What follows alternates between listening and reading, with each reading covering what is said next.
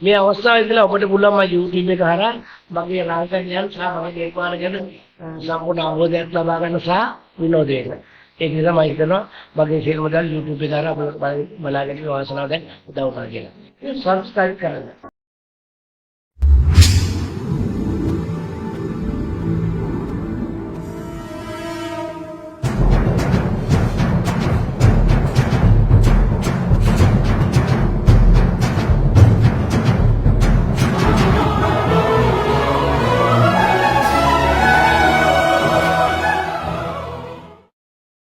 මොරටුව ගමේ ඉපදුනත් එහිම හැදී වැඩුණත් මොරටුවේ වඩු කර්මාන්තය ඔහුට අතවැනුවත් ඔහු තම ජීවිතය ඇරඹුවේ මල් ශාලාවක මිනි පෙට්ටි තනන්නකු විලසිනි. පසු කලෙක හෙතෙම නැවකට බැඳුනේ කාර්මික සහකරුවකු ලෙසිනි. වාහන පැදවීමටත් එහි යාන්ත්‍රික විද්‍යාව පිළිබඳවත් හරි සූරයකු බව දැනගත් ෆ්‍රැන්ක් විලියම්ස් යන නමින් සුප්‍රසිද්ධ සුභාරංචි දේශක තම හාමොනික්ස් නම් වූ ආයතනයට ඔහු බඳවා ගත්තේය. ඒ ඔහුගේ දිවියේ තවත් හැරවුම් ලක්ෂයකි. ඒ 20 වැනි සියවසේ 7 වැනි දශකයයි. හාමොනික්ස් ආයතනය එකල සංගීත භාණ්ඩ ආනයනය කර අලෙවි කරන සමාගමක් විය. එයට එක් වූ අප කතානායකයා කෙටි කලෙකින්ම දක්ෂ පියානෝ කාර්මිකයෙකු බවට පත්විය. නොයෙක් විදියේ විහිළු කතා හා විකට ගීත කොටස් ඔහුගේ මුවින් නික්මෙනු ඇසූ ෆ්‍රැන්ක් විලියම්ස් ඔහුට අභියෝග කළේ. පුළුවන් නම් මගේ සම්බීම් සංගීත කණ්ඩායමට ගායනා කරන්න දෙවියන් වහන්සේ ගැන ගීතයක් ලියා දෙනවා යයි කියමිනි. කුඩා කල සිට මොරටුවේ විල්ලෝරාවත්ත ගමේ මෙතොදිස්ත දේවස්ථානයට ගිය ඔහු අතින් අපහසුවක් නැතිවම ලියවුණේ අපූර්වතම පදමාලාවකි. ෆ්‍රැන්ක් විලියම්ස්ගේ සම්බීම් සංගීත කණ්ඩායම ගැයූ එම ගීතය ගීතිකාවක්ම විය. ඔවුන්ගේ සෑම ශුභාරංචි මෙහෙයකම එය ආරම්භක ගීතය බවට පත් විය.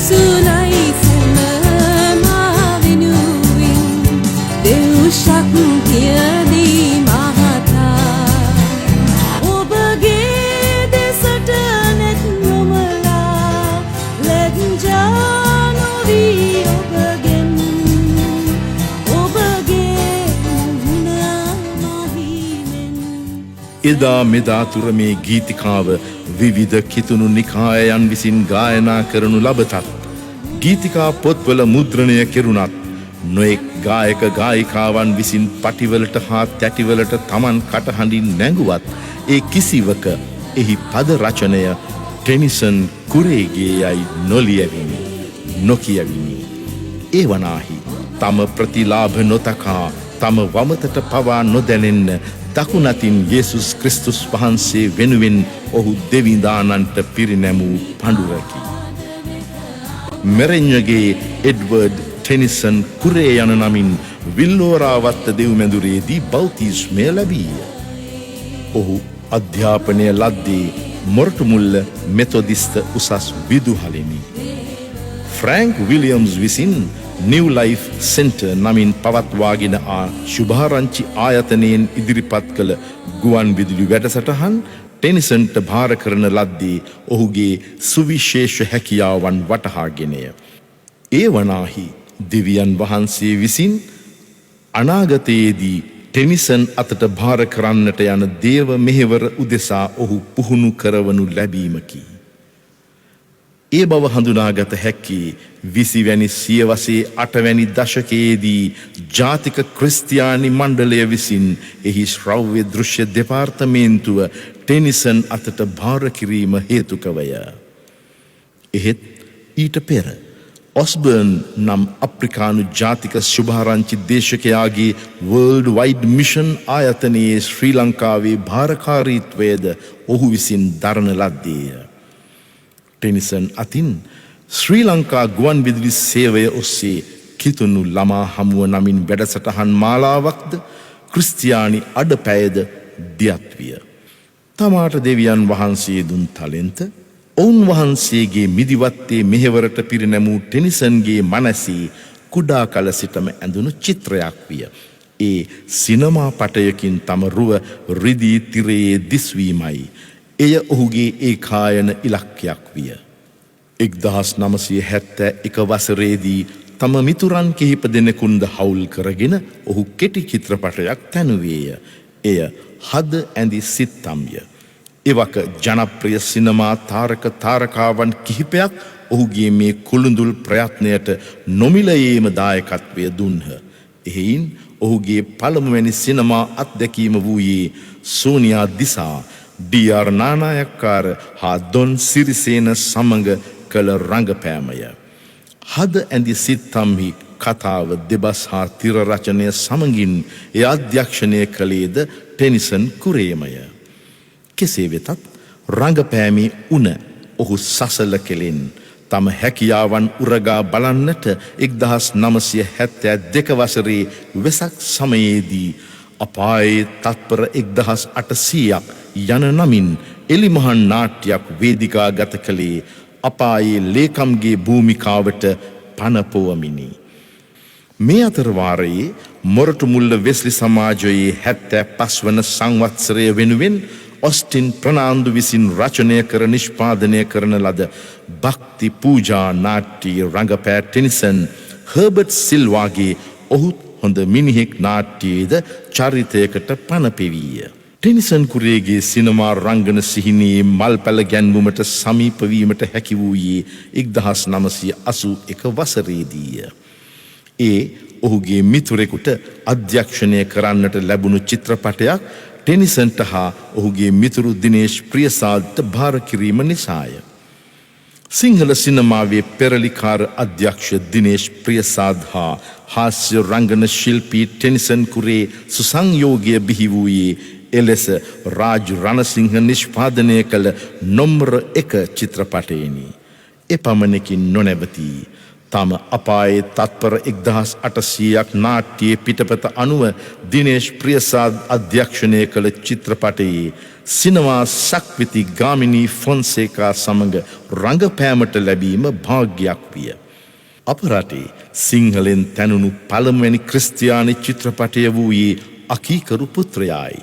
එහිද කතාව දෙබස් හා තිරනාටකය රචනය කරමින් ටෙනිසන් රඟපෑවේ ජීවන් කුමාරතුංග, වින්සන්ට් වාස්, ෆ්‍රෙඩි සිල්වා සහ හයසින්ත් විජේරත්න සමගිනි.